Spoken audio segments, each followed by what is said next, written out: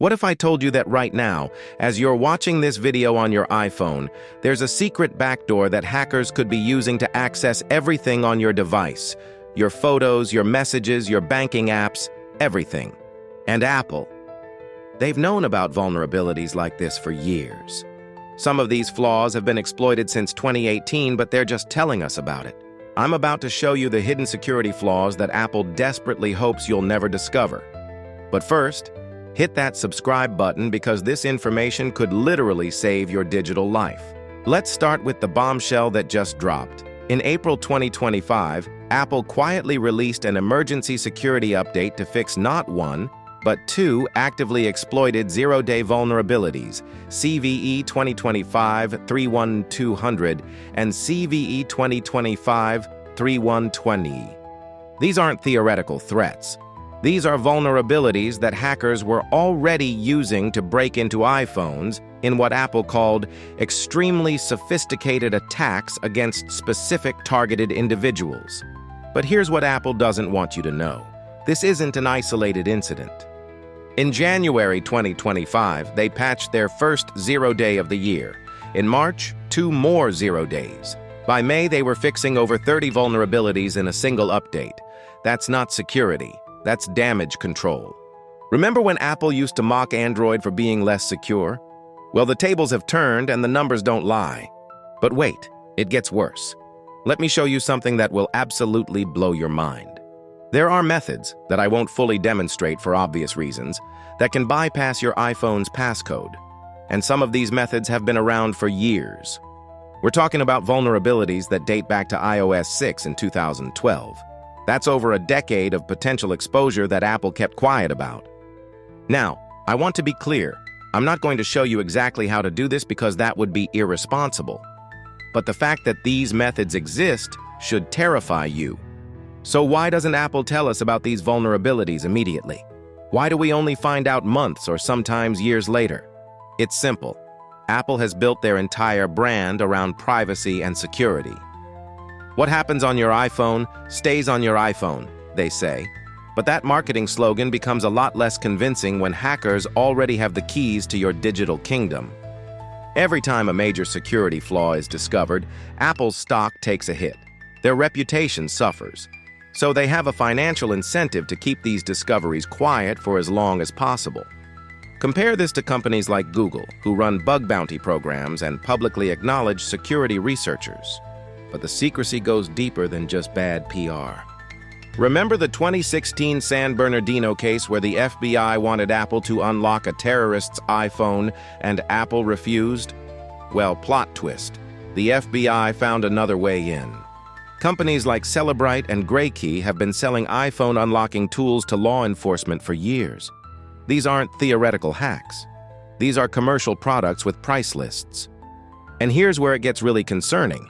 If these backdoors exist and governments know about them, how do we know they're not being used for mass surveillance?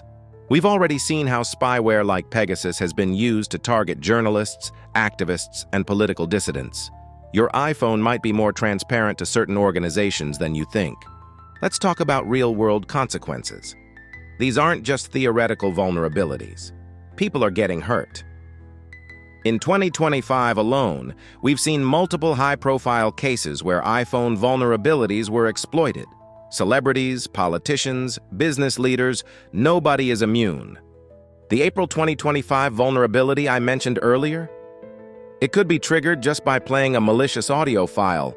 Imagine getting a voice message from a friend, and just by listening to it, your entire phone gets compromised. The flaw was in Apple's core audio framework, the same system that processes every sound your iPhone makes. From notification sounds to music to phone calls, all potential attack vectors. And when I say compromised, I mean everything.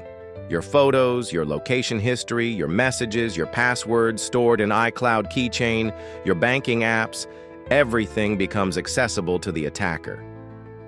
The average cost of identity theft in 2025? Over $15,000 per victim. And that's just the financial cost. The emotional and time-consuming can be devastating. Here's what Apple's privacy policy doesn't tell you in plain English.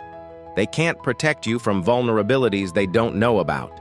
and they can't patch flaws fast enough to stay ahead of determined attackers. There's literally a marketplace for iPhone 0 days. Security researchers, government agencies, and cybercriminals all compete to find new ways to break into your device. An iPhone 0 day can sell anywhere from $100,000 to over $2 million. That's how valuable your device's security flaws are to the wrong people. And here's the kicker. When Apple does release security updates, they're often vague about what they're fixing. Improved memory management or enhanced security? What does that actually mean? The technical details are buried in CVE databases that most people never read. Apple banks on your ignorance to maintain their privacy reputation. Even worse, there's often a significant delay between when Apple discovers a vulnerability and when they release a fix. During that window, you're completely exposed. So what can you do to protect yourself? First, go to Settings, then Face ID and Passcode, and disable Siri access from the lock screen. This closes one common attack vector. Second, regularly review your privacy settings. Turn off unnecessary location services, app permissions, and data sharing options. Third, and this is crucial, install security updates immediately. Don't wait, don't postpone. When Apple releases an emergency security update, it means they're already being exploited in the wild. Fourth, enable two-factor authentication on everything. Your Apple ID, your email, your banking apps, everything. Fifth, use a reputable VPN, especially on public Wi-Fi. Many iPhone attacks happen through compromised networks. And finally, maintain secure, encrypted backups.